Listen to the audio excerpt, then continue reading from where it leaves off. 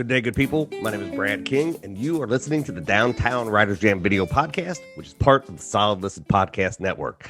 Max the Dog and I are coming to you from deep inside the Jam bunker. We are really excited for the show today. Joining us is Mary McKinnon. We had her on episode, I think, 66, way back in June of last year when she was promoting her absolutely brilliant book, Sister Dear. And in that time, she has another book that's out right now, You Will Remember Me, which comes out this month. Now, Hannah is born in the UK and grew up in Switzerland and now lives up in Canada. After a successful career outside of writing, she quit the corporate world and began pursuing her career as an author. I think she's on her sixth book. I think we talked a little bit about that today. And she also runs this amazing thing called First Chapter Fun, which happens, I believe, on Tuesdays and Thursdays, where she and other authors will read the first chapters of books. And it started very much like anything else in the pandemic, trying to help out authors. And it has grown into this gigantic community. So we're going to talk about that. She's amazing, fantastic. Before we get to her, as you know, we have a little bit of business. The Jam proper, our long form podcast series, now comes out every Wednesday. You can do a couple things to help us out. You can tell your friends about the show, and you can leave us a written review wherever you listen to podcasts. Or you can pop on over to our Facebook page and leave us a review there, or head to thewritersjam.com and leave us a testimonial through the contact page. While you're at the website, you can do a couple things. You can always check out this video podcast series. If you want to buy the books of anybody who's been on the show, click on that bookshop link. You can get book reviews. We are reading all of the books of everybody who's been on the program and putting those up as quick as we can. So if you're looking for a new book, that's a good place to find it. You can also sign up for our newsletter, where those book recommendations will show up right in your email box. You can get reviews, podcast highlights, and we talk about other things going on around the web. Last thing you can do is support the entire Solid Listen network. Click on that Patreon button. And when you do, for just a couple bucks a month, you get commercial-free episodes, special happy hours, and some bonus content. We're going to keep this one short today. Hannah's great. She's a brilliant writer. But two, one of the things that I really love about her is this First Chapter Fun thing that she started. And we laughed a little bit about it after the show, because she really started it. She was just trying to figure out, how can you help promote people who have books coming out in the pandemic? Like, what can you do about that? And most authors are not necessarily tech centric. Most of them are not business minded. They are writers. They've spent their time on their craft, and that's what they do. So suddenly having every bookstore shut down, having books come out, and thinking like, what do we do? If you've listened to the program at all, you've heard us have that conversation many, many times. And she was having this conversation with a friend and was like, hey, we should do this thing. And within like 12 hours, they had launched First Chapter Fun. And I don't want to ruin the joke, but she and I have had a similar experience where you get an idea and you start running down the road before you think about what that idea means and how much time that idea takes. So it has evolved over the last year, as the podcast here has as well. But it's still going strong. And in fact, they're booked out through the end of December, which to me is just fantastic. Like, what an amazing way to give back to the literary community. And that's really, at the end of the day, what it's all about, right? Like, we all like to make our art. We all like to do that kind of stuff. But I've told people a million times, like, I love writing and editing. It is the essence of what I do. But there's nothing that I find more interesting than talking to other writers about their work. I can do that all day. I mean, I clearly do that as a side hustle for what I do. So seeing her do that, getting a chance to talk a little bit about First Chapter Fun, was also super great for me. So I'm looking forward for you to hear that conversation. Before we get to it, thank you for stopping by the bunker to spend some time with us. Max and I really appreciate it. I hope that your day is going well. I hope that you're taking care of yourselves and each other. I hope you're getting that shot. Remember, still wear your mask when you're outside. Stay socially distant from people. Like, we're almost there in this country. We just got a little more to do. So let's keep taking care of each other. Now, sit back and enjoy my conversation with Hannah. Yeah. Well, I'm glad to hear Sister Dear did well, because I think, I don't know whether I was tweeting you while I was reading it, but it was It was fantastic. That book was Thank you. fantastic. Thank you. And like how well did it do? Like, I mean, in terms of like what you expected from it.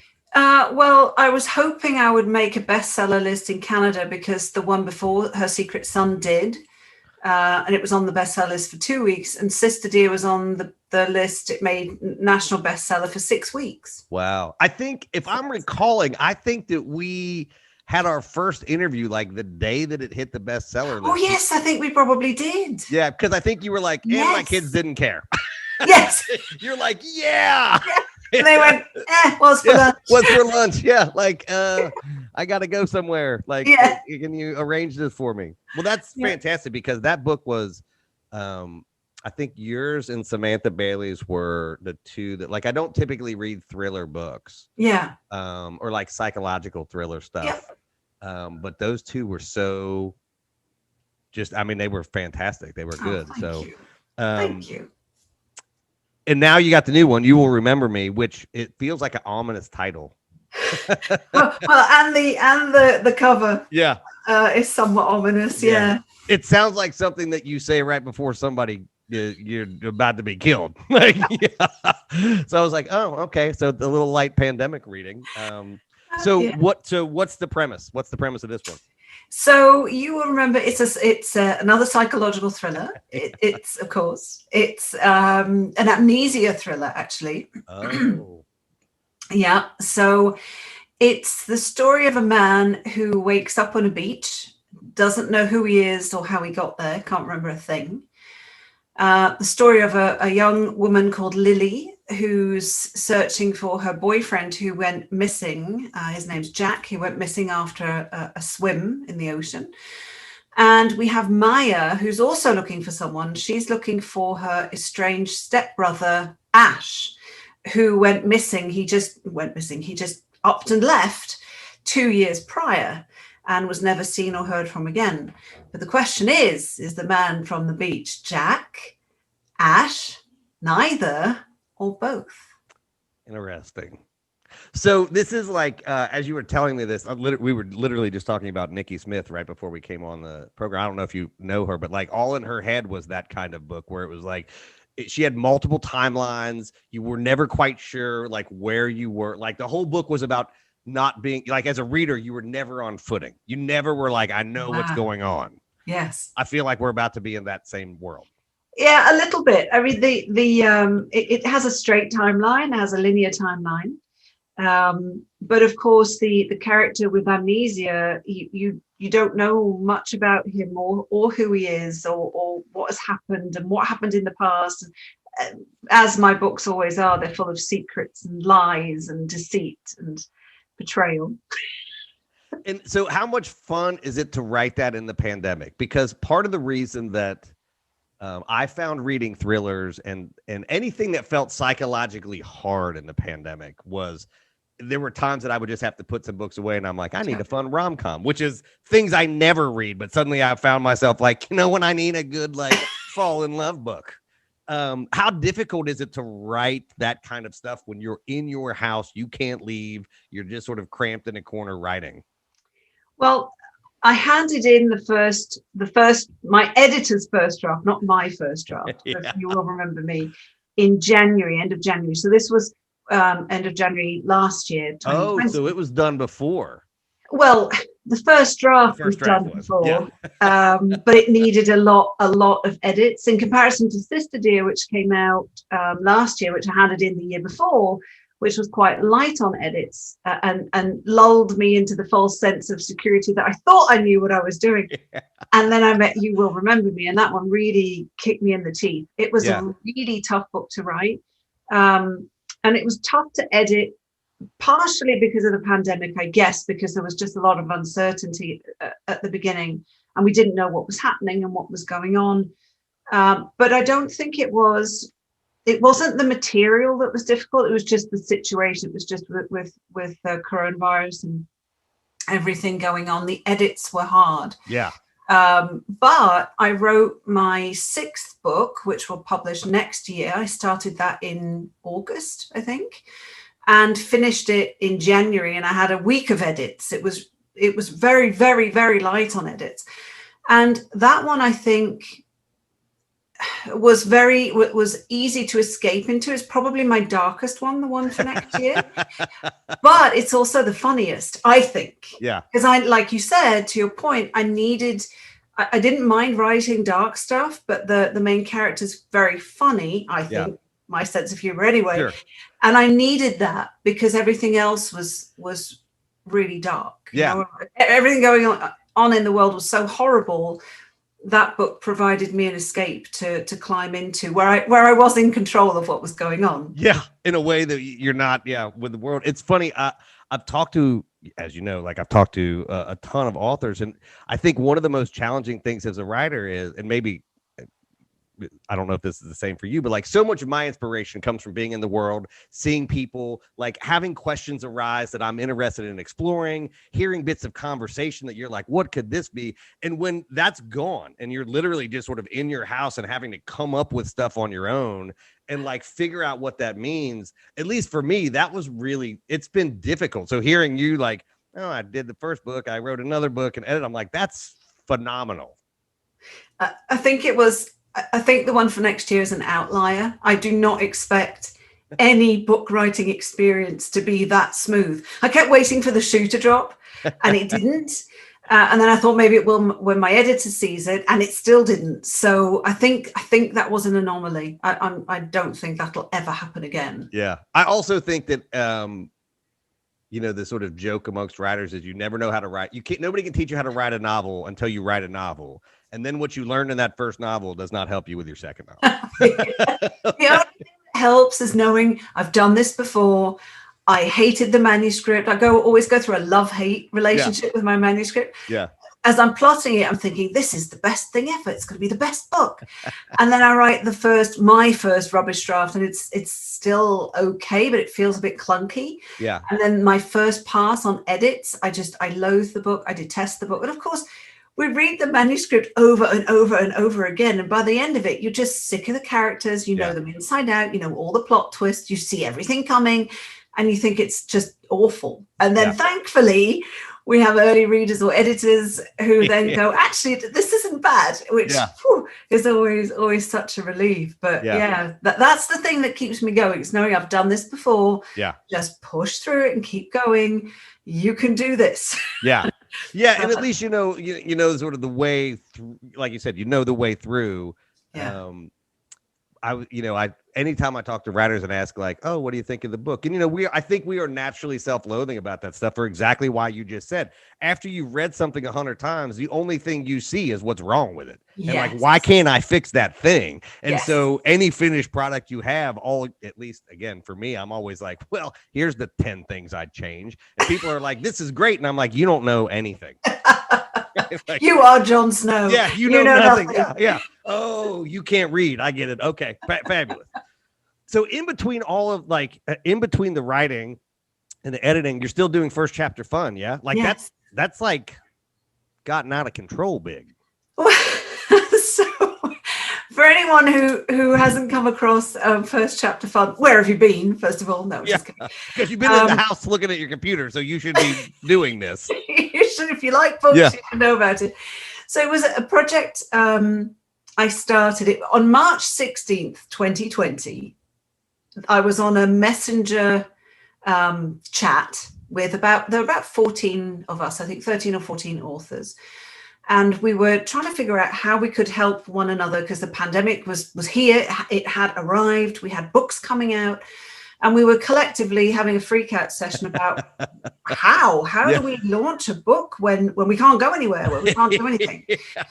And I'd flipped a couple of things online already, and I'd done a lot of online events, or a reasonable amount of online events. So I felt comfortable with that. And at 7:15 on March 16th PM, I wrote, what if I read the first chapter of your books online? Just on Instagram and Facebook, I'll figure it out. And immediately there was a huge response just in this small group, yes, that would be great. And, oh, with your accent and blah, blah, all that kind of fun stuff. And I started the very next day at 11:30 a.m. And that was it. First chapter one was launched. And initially, I was going to read until May the 8th because I had Sister Dear coming out, and I needed to focus on that and, write another book or edit You Will Remember Me, which I did at the same time, but finish editing that one and then plotting the one that I've just written for next year. And I couldn't foresee reading because I read every single day. During a pandemic, when I could have been sitting there in my pajamas and my hair in a scrunchie, I decided to do hair and makeup every day. What is wrong with me? Anyway. Oh, so you began doing it every day? Yeah. Oh, yeah. Holy shit. Oh, yeah. That's something you didn't think out at all. No, I didn't. No, not even slightly. Yeah, I read 53 days in a row every day at 11:30 a.m. Eastern. And after a couple of weeks, and it was so much fun. It was if you watch the first episodes, that I'm quite timid and I feel really awkward, and now I've walked over duck's back. But within a couple of weeks, I was introduced to Hank Philippi Ryan, and she said, "I love this idea. I love what you're doing. Are you going to continue it?" And I said, "Well, I can't. My publishers expect me to write a book, not just read other people's book. I can't. This isn't reading Rainbow. I can't. Yeah, I got other stuff to do." And she suggested that we buddy up, and we talked and we plotted and we planned. And as of May 12th last year, we started reading twice a week. So it's every Tuesday and every Thursday at 12:30 Eastern. And we have, yesterday was episode 155. Wow. I know, it's mad, isn't it? Yeah. And we have reads scheduled right up until the end of December. They're already booked and planned. Mm-hmm. It's, it's just sort of like when I was doing this, because I had sort of been doing it sporadically and decided, well, I'm going to start doing it on a regular basis. And the pandemic hit. I literally put a call out, and within 3 weeks, I was doing 2 shows a week. Yes. For 9 months. I finally had to dial it back to 1 show a week. And now I do these because it's a little easier to do the short form stuff. But it was just like you experienced, people were like, yes, please. Yes. Let me be involved in that. And you were like, well, I thought there'd be 10 people. That's exactly. I thought maybe a dozen people would say, yeah, sure, you can read my stuff online, whatever.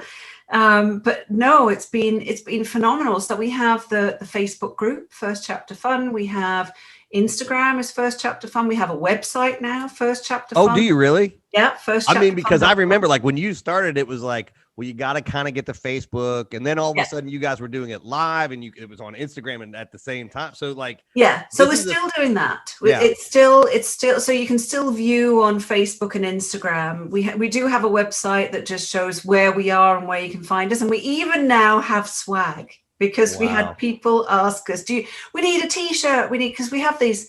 I started. Not deliberately. There were a couple of times when I was reading, I would say, for example, Hank Philippi Ryan's The Murder List. I'm reading from that one, blah, blah, blah. And it's available now. Well, not right now. Don't go right now. So I didn't realize I was saying not right now almost every episode until people pointed it out. So it became a bit of a catchphrase. So now we have T-shirts that say we have First Chapter Fun with Hannah and Hank, and a little logo.